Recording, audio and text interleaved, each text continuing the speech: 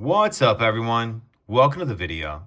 Today we're going to take a look at how to replace the battery in this Nissan Qashqai remote key fob.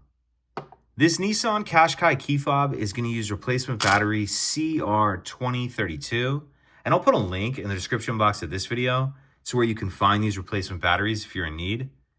The other thing I'm going to be using to change this key fob battery is a small flathead screwdriver.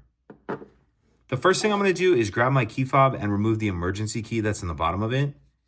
That's done by pressing this release on the back of the fob that my thumb's on, and the emergency key will pull out like that. Now what I'm going to do is grab my screwdriver, and I'm going to take a look at the bottom of the key fob.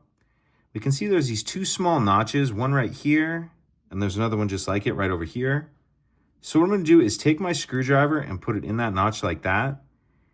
Make sure it's pushed in as far as you can. Then I'm just going to twist the screwdriver like I'm opening a lock with a key. And as I do that, you can see it starts to open the case. I'll go ahead and pull it the rest of the way apart like that. And in the back half of our case, we see the battery right here.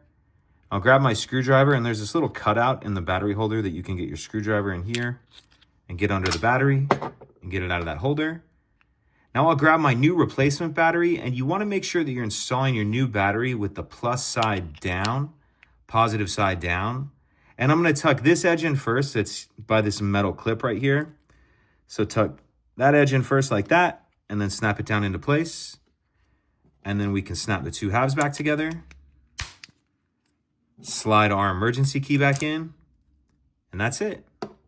If you could take a second to like and subscribe, it helps us out, and I'd appreciate it. Thank you.